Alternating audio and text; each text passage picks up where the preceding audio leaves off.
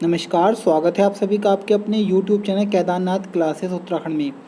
तो देखिएगा, वीडियो को शुरू करने से पहले 2-3 महत्वपूर्ण बातें आपको बताना चाहता हूँ। सबसे पहले तो आप कमेंट बॉक्स में जाकर एक बार कमेंट ज़रूर चेक कीजिएगा, क्योंकि कई बार क्वेश्चन में गलती हो जाती है, बताते समय माइंड डाइवर्ट हो जाता है।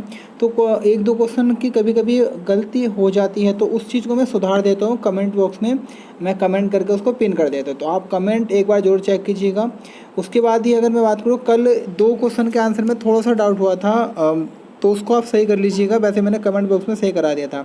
एक क्वेश्चन था, उत्तराखंड का वृष्टि छाया क्षेत्र किसे कहा जाता है, तो मैंने आंसर लघु हिमालय बताया था, उसको आप ट्रांस हिमालय कर लीजिएगा। और एक क्वेश्चन था, जैसे जीएसटी सबसे पहले कहाँ लागू हुई थी, तो 1954 में फ्रांस में हुई थी, लेकिन वो थोड़ा जल्दी बोलने की वजह से कनाडा बोल दिया गया था। उसी के साथ एक छात्र थे हमारे, उनका डाउट था कि जो आपका बद्रीनाथ मंदिर है किस शैली में बना है। तो देखिएगा, बुकों में इसका आंसर कत्यूर शैली भी शंकुधारी शैली भी आपको मिलता है, साथ ही साथ मिलता है मुगल शैली भी। लेकिन जब एग्ज़ाम में क्वेश्चन बना था तो वहाँ पर मुगल शैली सही किया गया था। उसके बाद 4वीं चीज़ है, आप डिस्क्रिप्शन में जाके हमारे चैनल का आपको लिंक मिलेगा, टेलीग्राम चैनल का, उसको ज्वाइन कर लीजिएगा, क्योंकि जो ये हमारा टेस्ट होता है इसकी पीडीएफ मैं आपको वहाँ पर देता हूँ। चलिएगा, शुरुआत करते हैं आज की इस वीडियो की। आपकी आगामी परीक्षाएं क्लर्क की वैकेंसी सुनने में आ रहा है कि आएगी, क्लर्क स्टेनो की जल्दी वैकेंसी देखने को मिलेगी, साथ ही ट्रैफिक पुलिस में भी। तो उनको तो हमें तैयारी करनी है, लेकिन अभी जो फिलहाल हमारी धरातल पे वैकेंसी है, जैसे पुलिस कांस्टेबल, एसआई, पटवारी, लेखपाल, फॉरेस्ट गार्ड, वन रक्षक, इनकी ज़बरदस्त तैयारी करनी है, और उसी के लिए मैं आपके सामने ये प्रैक्टिस सेट लेकर आता हूँ। चलिएगा, शुरुआत करते हैं आज की इस वीडियो की। क्वेश्चन नंबर 1 है, गढ़वाल क्षेत्र में थड़िया नृत्य किया जाता है। कब किया जाता है? जब महिला पहली बार अपने मायके में आती है तो वह थड़िया नृत्य करती है। ऑप्शन बी हमारा सही है। क्वेश्चन नंबर 2 है, पुष्कर सिंह, उत्तराखंड के मुख्यमंत्री पुष्कर सिंह धामी ने बोर्ड का किस्सा पुस्तक लॉन्च की है। यह कहानी संग्रह किसका है? तो ये कहानी संग्रह कुसुम नेथानी जी का। क्वेश्चन नंबर 2 का आंसर हमारा डी बिल्कुल सही हो जाएगा। क्वेश्चन नंबर 3 है, 2011 की जनगणना के अनुसार राज्य के शहरी आबादी में 10 के वृद्धि दर कितनी प्रतिशत रही थी? तो देखिएगा, शहरी 10 की वृद्धि दर जो उत्तराखंड में रही थी वो रही थी 39.49। लेकिन अगर हम बात करें, इसका जो करेक्ट आंसर होगा बच्चों में 39.94 है। परीक्षावणी के अकॉर्डिंग मैं आपको बता रहा हूँ, तो 94 है, लेकिन अभी देखो सबसे क्लोज यही है, तो हमें ये आंसर लगा देना है। इसी के साथ साथ उत्तराखंड में ग्रामीण 10 के वृद्धि दर थी 11.55, ये भी आपको याद करना है।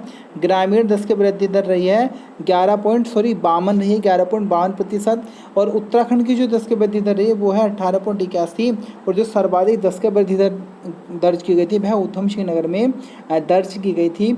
आपको ये भी याद करके चल लेना है। क्वेश्चन नंबर 4 है, भूमियाल देवता की पूजा कौन सी जनजाति के लोग करते हैं? तो देखिए, भूमियाल देवता की जो पूजा करते हैं वो भोटिया लोग करते हैं। ऑप्शन ए हमारा सही है। अगर हम बात करें, इनके कुछ अन्य देवता हैं, जैसे ग्वाल देवता, बेंग रेंग चिम, जो कि तिब्बती देवता माने जाते हैं। कैलाश पर्वत की पूजा भी करते हैं, ये हाथी पर्वत की पूजा भी करते हैं, और द्रोणागिरी पर्वत की भी पूजा करते हैं भोटिया लोग। कुछ मैं आपको बड़ी महत्वपूर्ण शब्दावली बताने जा रहा हूँ, इनको माइंड में सेट कीजिएगा। और अगर आप इन्हें पहली बार सुने, आपको याद नहीं, तो आप अपनी नोटबुक में इन्हें नोट कर लें। जैसे अगर मैं बात करूँ, भोटियों में एक शब्द है आपका छाकू। छाकू शब्द की हम बात करें तो जो छाकू शब्द होता है, चावल व मंडुए का जो भात होता है उसे कहा जाता है छाकू। एक बड़ा महत्वपूर्ण शब्द आता है इनका जया। एक शब्द है जया। जया की मैं बात करूँ बच्चों, तो देखिएगा ये इनका एक मुख्य पेय पदार्थ है। क्वेश्चन अगर भोटियों का मुख्य पेय पदार्थ क्या है? जया। जया को ये कैसे बनाते हैं? दूध, मक्खन, चाय की पत्ती, नमक, वृक्षी छाल, और इन सबको गर्म पानी में मथते हैं और उसके बाद में जय को बनाते हैं। इसी के साथ ये शराब को चयक्ती या छंग कहते हैं। शराब को क्या बोलते हैं? चयक्ती या छंग। इसके साथ ही हम बात करें, इनके यहाँ सामान्य रोटी को कहा जाता है कुतो। सामान्य रोटी को ये बोलते हैं कुतो। और बड़े आकार की जो रोटी होती है उसे ये बोलते हैं फूली। बड़े आकार की रोटी को क्या बोलते हैं? फूली। उसके साथ ही साथ मैं बात करूँ, विवाह को ये दामी कहते हैं। विवाह को कहते हैं दामी, और सगाई को कहते हैं थोची। और उसके बाद ही हम बात करें, दाल और सब्जी को बोलते हैं ये छामा। उसके साथ ही मैं बात करूँ, स्वारा, इनके यहाँ सगे संबंधियों को कहा जाता है स्वारा। ये भी फैक्ट आपको याद करके चल लेना है। इसके साथ ही साथ हम बात करें तो मृत आत्माओं की शांति के लिए गमन संस्कार भी करते हैं। मैं रोजाना आपको नए फैक्ट बताता हूँ, इनको अच्छे से नोट कीजिएगा। क्वेश्चन नंबर 5 है, बातों बातों में किसकी रचना है? तो बातों बातों में रचना है बच्चों मनोहर श्याम जोशी जी की। ऑप्शन सी हमारा बिल्कुल करेक्ट हो जाएगा। अब थोड़ा सा देखिएगा, महत्वपूर्ण चीज़ें बताऊंगा क्योंकि बड़े इंपॉर्टेंट हो जाते हैं मनोहर श्याम जोशी जी। पहला तो इनका रीजन है कि हिंदी के जो लेखक परिचय वाला आपको सिलेबस है तो वहाँ पर भी आते हैं, साथ ही साथ उत्तराखंड के मूल निवासी रहे हैं तो भी महत्वपूर्ण है। अगर हम इनके बारे में बात करें, देखिएगा इनका जो जन्म हुआ था वो हुआ था 9 अगस्त 1933 को। इनका जन्म हुआ था अजमेर राजस्थान में, याद रखिएगा। मूल निवासी अल्मोड़ा के थे लेकिन इनका जन्म हुआ था 9 अगस्त 1933 को राजस्थान के अजमेर में। उसी के साथ साथ इनकी मृत्यु हुई थी 30 मार्च 2006 को। अगर हम बात करें देखिएगा मनोहर श्याम जोशी जी के बारे में, तो नवभारत टाइम्स में, हिंदुस्तान पत्र के संपादक रह चुके हैं। इनके कुछ महत्वपूर्ण ग्रंथ हैं, नाम है कयाप, बड़ा फेमस है कयाप। कयाप के लिए इन्हें साहित्य अकादमी पुरस्कार मिला। इसके साथ ही कसब, कुरु कुरु स्वाहा, क्या हाल है चीन के, उसी के साथ कौन हूँ मैं और मंदिर घाटों की पौड़ियाँ भी इन्हीं की रचना है। एक बड़ी महत्वपूर्ण रचना इनकी सिल्वर वेडिंग, जिसके मुख्य पात्र हैं यशोधर बाबू या यशोधर पंत। कुछ इनके धारावाहिक है, जैसे दूरदर्शन पे सबसे पहले जो धारावाहिक आया था वह था हम लोग, और 1984 में आया था, ये भी इन्हीं का है। गाथा भी इन्हीं का है। मुंगरी लाल के हसीन सपने, हमराही, कक्का जी कहीन और बुनियादी, ये सारे ही धारावाहिक मनोहर श्याम जोशी जी के हैं।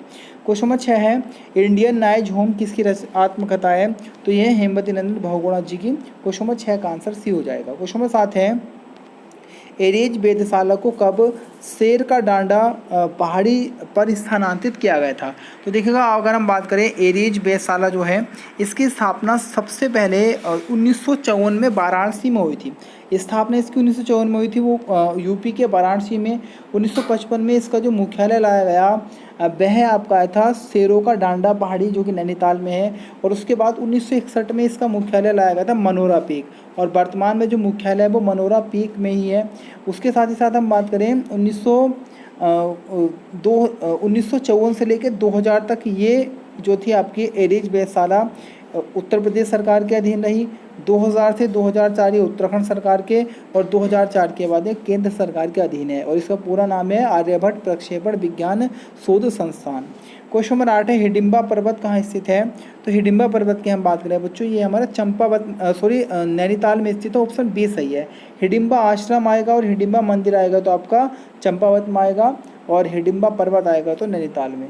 क्वेश्चन नंबर 9 है, राज्य में चमड़े के कार्य को करने वाले को क्या कहा जाता है? कई बार हम यह गलती करेंगे, देखिएगा उससे कहा जाता है बाढ़ई और सारकी। तो ये देखिए बढ़ई है, आपको घुमाने के लिए दिया हुआ है, कहा जाता है बाढ़ई और सारकी। तो इसके अकॉर्डिंग हम बात करें तो ऑप्शन ए हमारा बिल्कुल सही हो जाएगा। वैसे बाढ़ई और सारकी दोनों ही बोलते हैं चमड़े के कार्य करने वाले को राज्य में। क्वेश्चन नंबर 10 है, नाद नंदिनी पुस्तक के लेखक कौन है? तो नाद नंदिनी पुस्तक के लेखक बच्चों हैं केशव दास अनुरागी जी। क्वेश्चन नंबर 10 का आंसर भी हो जाएगा। क्वेश्चन नंबर 11 की तरफ बढ़ते हैं। क्वेश्चन नंबर 11, निम्न में कौन सुमेलित नहीं है? देखिएगा, गढ़वाल का चाणक्य पुरिया नेथानी बिल्कुल सही है। उसके बाद देवज्ञ मुकुंदराम भड़तवाल, ये भी सही है। दत्ता चंदन सिंह राणा, ये भी सही है। गढ़वाल का महर्षि गुमानी पंत जी को नहीं, तारादत्त गैरोला जी को कहा जाता है, तो ऑप्शन डी आपका गलत हो जाएगा। और गुमानी पंत जी को कहा जाता है लोक रत्न पंत। क्वेश्चन 12 है, निम्न में से कौन सी पुस्तक और उनकी जो रचनाकार है इनको देखना है कौन सुमेलित है? देखिए, मसूरी मेडले गणेश अली बिल्कुल सही है। कंचनजंगा हुकुम सिंह पांगदी बिल्कुल सही है। होली हिमालय सेरेमन ओखले, ये भी सही है।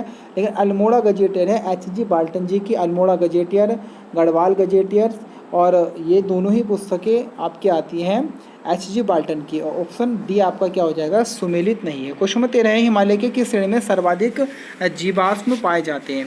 तो हिमालय की हम बात करें बच्चों, शिवालिक हिमालय में सर्वाधिक जीवाश्म पाए जाते हैं। ऑप्शन बी हमारा सही है। थोड़ा सा इनकी शिवालिक हिमालय के बारे में बताऊंगा। देखिएगा, शिवालिक हिमालय को शिव की बहू कहा जाता है, मैनाक पर्वत भी कहा गया है इसी को। इसी के साथ साथ मैं बात करूं, हिमालय का सबसे दक्षिणी जो भाग है वह शिवालिक हिमालय है, इसे बाह्य हिमालय भी कहा गया है। इसके साथ ही साथ मैं बात करूँ, सब हिमालय का सबसे नवीन भाग भी शिवालिक हिमालय है, और यही कारण है यहाँ पर सर्वाधिक जीवाश्म आ जाते हैं। ये जो आपको मिलेगा 700 से 1200 मीटर की ऊंचाई के मध्य मिलेगा, और उसी के साथ साथ हम बात करें सर्वाधिक वर्षा भी इसी क्षेत्र में होती है। क्वेश्चन नंबर 14 की तरफ बढ़ते हैं। क्वेश्चन नंबर 14 है, राज्य का प्रथम दैनिक पत्र कौन सा था? तो ये था आपका पर्वतीय। ऑप्शन ए हमारा क्या हो जाएगा, बिल्कुल करेक्ट हो जाएगा। बाकी अगर कोई भी डाउट हुआ करे आपका तो आप कमेंट बॉक्स में कमेंट कर सकते हैं। क्वेश्चन 15 है, लेक ऑफ स्नो किस ताल को कहा जाता है? तो ये कहा जाता है बच्चों हेमकुंड को। ऑप्शन बी हमारा सही है। हेमकुंड के बारे में बहुत बार मैं आपको पहले बता चुका हूँ। अगर आप रेगुलर हमारी वीडियो देखते होंगे तो आपको सारे आंसर याद होंगे। क्वेश्चन 16, जनकताल किस जिले में स्थित है? तो बच्चों जनकताल हमारा उत्तरकाशी में स्थित है। ऑप्शन बी हमारा करेक्ट हो जाएगा। जनकताल के साथ ही साथ मैं बात करूँ तो नचिकेता ताल उत्तरकाशी में है, डोडी ताल उत्तरकाशी में है, सरताल उत्तरकाशी में, भराड़ सरताल उत्तरकाशी में है, रोहिसाड़ा ताल भी उत्तरकाशी में है। उसी के साथ मंगलाचू ताल भी उत्तरकाशी में मिलेगा, लामा ताल भी उत्तरकाशी में मिलेगा और रोहिसाड़ा ताल भी आपको उत्तरकाशी में ही देखने को मिलेगा। अगर हम बात करें मंगलाचू ताल की तो उसके निकट अगर आप तालियां बजाएंगे तो आपको बुलबुले उड़ते हुए दिखेंगे। उसी के साथ साथ अगर हम बात करें नचिकेता ताल का नाम संत उद्दलक के पुत्र नचिकेता के नाम पर रखा गया है। डोडी ताल 6 कोनों वाला ताल है। ये आपको सारे फैक्ट याद करके चलने हैं। क्वेश्चन 17, सतीकुंड कहाँ स्थित है? तो सतीकुंड की हम बात करें तो बच्चों हरिद्वार में स्थित है। आपने सुना होगा कि शिव के ससुर जी को दक्ष प्रजापति कहा जाता है और उनकी पुत्री जो थी वो माता सती थी। तो कहा जाता है कि जब भगवान शिव गए दरबार में दक्ष प्रजापति के और शिव और पार्वती दोनों ही साथ गए थे तो उस सभा में सम्मान नहीं किया गया भगवान शिव का। तो इसी चीज़ से एक प्रकार से क्रोधित होकर माता सती ने वहाँ जो एक प्रकार से अग्निकुंड प्रज्वलित था उसमें कूद के अपनी जान दे दी थी। उसके अंदर खुद को अपने पूरे शरीर को भस्म कर दिया था और तब भगवान भोलेनाथ ने उनको वहाँ से उठाया, पूरे विश्व के चक्कर लगा दिए थे क्रोधित में आकर। और एक प्रकार से हम कहें कि दुख में होकर, क्रोध में होकर पूरी दुनिया के चक्कर लगाए थे। और जिस कुंड में माँ सती जी कूदी थी उसी कुंड को कहा जाता है देवी कुंड, सती कुंड कहा जाता है उसी कुंड को। तो ऐसे भी आ सकता है कि सती कुंड हरिद्वार के किसी स्थान पे, तो आपको याद रखना रुड़की कनखल में ये है आपका कनखल, जिसे शिव के ससुर की राजधानी कहा जाता है। शमशान मंदिर भी कनखल में ही है। क्वेश्चन 18, पर्यावरण प्रेमी जिम कॉर्बेट का जन्म कहाँ हुआ? तो देखिए हम बात करें बच्चों पर्यावरण प्रेमी जिम कॉर्बेट जी का जन्म हुआ था नैनीताल में। ऑप्शन सी हमारा बिल्कुल सही है। इनका जन्म हुआ था 25 जुलाई 1875 को नैनीताल में। वैसे आयरिश मूल के थे जिम कॉर्बेट, आपको याद करना है आयरिश मूल के थे। उसी के साथ साथ मैं बात करूं इनकी जो मृत्यु हुई थी वह 1955 में हुई थी और मृत्यु हुई थी केनिया के नैरोबी में। उसी के साथ साथ अगर हम बात करें इनकी माता का नाम था मेरी जॉन या मेरी जेन और पिताजी का नाम था क्रिस्टोफर विलियम्स। इनकी प्रथम किताब का नाम था मैन ईटर ऑफ कुमाऊँ और अंतिम पुस्तक थी इनकी ट्री टॉय करके। ये आपको याद करके चलना है। 1975 में डाक टिकट भी जारी हो चुका है जिम कॉर्बेट जी पर, और इन्हीं के नाम पर जिम कॉर्बेट पार्क का नाम रखा गया। ये तो बड़ा फेमस क्वेश्चन है। क्वेश्चन 19 है, मेघतोली ग्लेशियर कहाँ पर स्थित है? तो बच्चों मेघतोली ग्लेशियर हमारा बागेश्वर में स्थित है। क्वेश्चन नंबर 19 का आंसर हमारा ए हो जाएगा। कपनी ग्लेशियर, मेघतोली ग्लेशियर आपके बागेश्वर में आते हैं। क्वेश्चन 20 है, पवार वंश के 55वें राजा कौन थे? तो पवार वंश के 55वें राजा थे बच्चों सुदर्शन शाह जी। ऑप्शन बी हमारा सही है। पवार वंश के 55वें राजा और टिहरी रियासत के प्रथम राजा सुदर्शन शाह जी थे।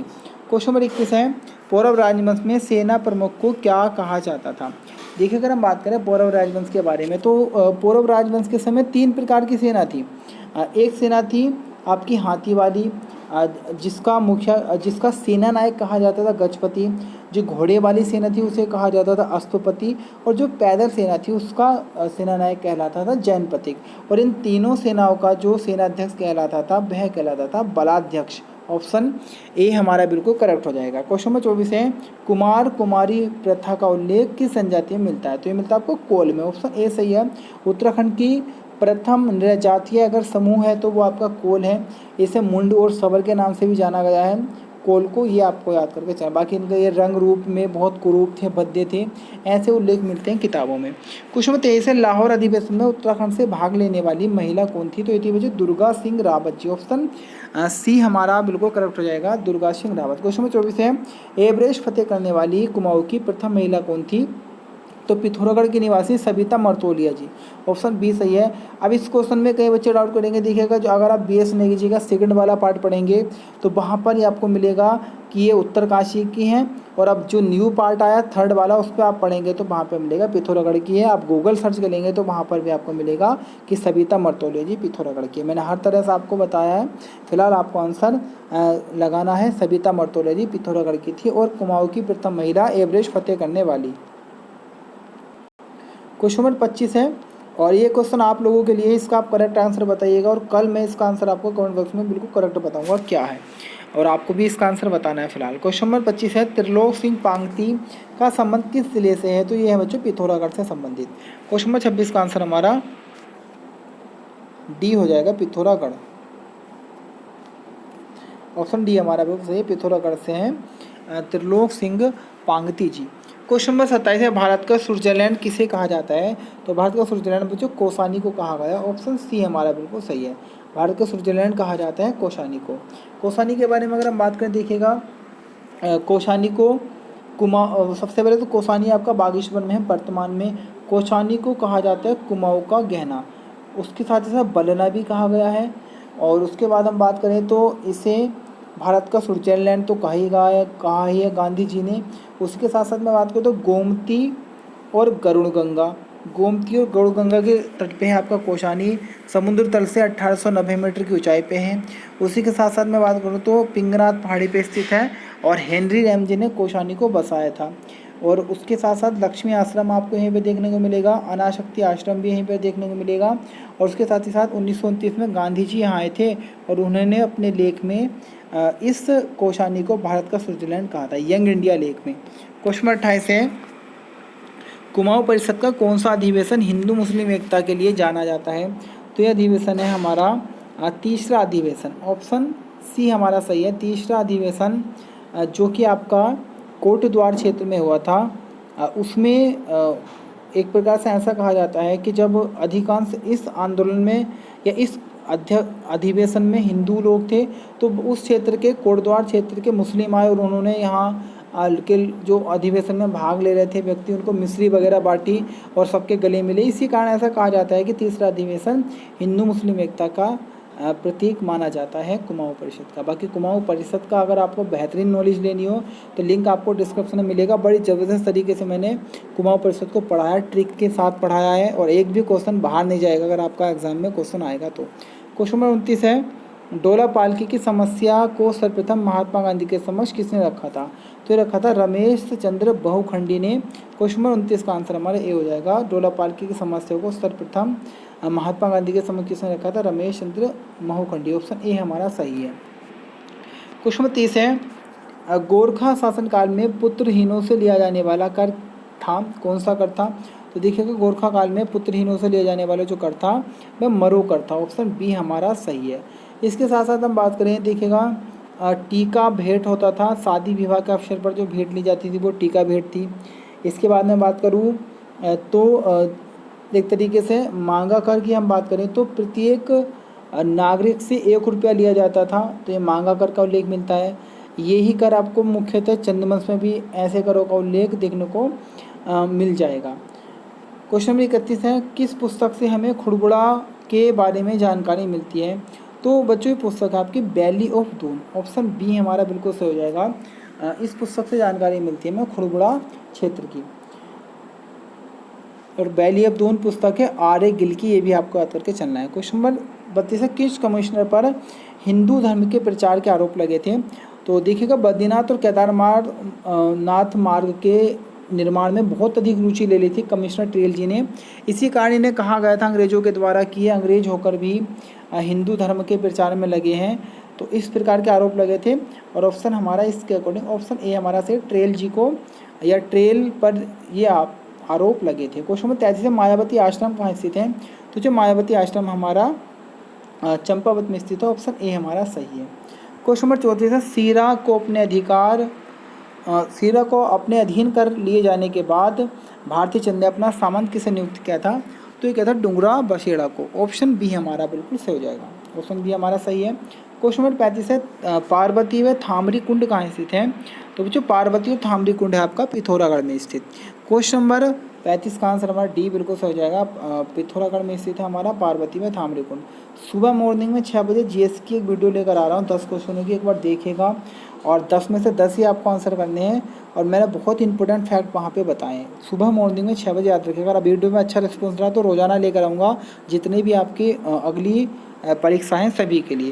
क्वेश्चन नंबर 36, राज्य में सबसे अधिक जल प्रवाह वाली नदी कौन सी है? तो ये नदी है बच्चों हमारी अलकनंदा नदी। क्वेश्चन नंबर 36 का आंसर हमारा ए हो जाएगा, अलकनंदा नदी सर्वाधिक जल प्रवाह वाली नदी है। क्वेश्चन नंबर 37, उत्तराखंड तकनीकी विश्वविद्यालय किस जनपद में स्थित है? तो ये बच्चों हमारे स्थित है देहरादून में। फिलहाल वीडियो कैसे लगी लाइक कीजिएगा, शेयर कीजिएगा, टेलीग्राम चैनल को ज्वाइन कीजिएगा और कल सुबह मॉर्निंग में 6 बजे वाली वीडियो देखना ना भूलें। आज के लिए इतना ही, मिलेंगे कल फिर नवीनतम वीडियो के साथ। फिलहाल के लिए धन्यवाद।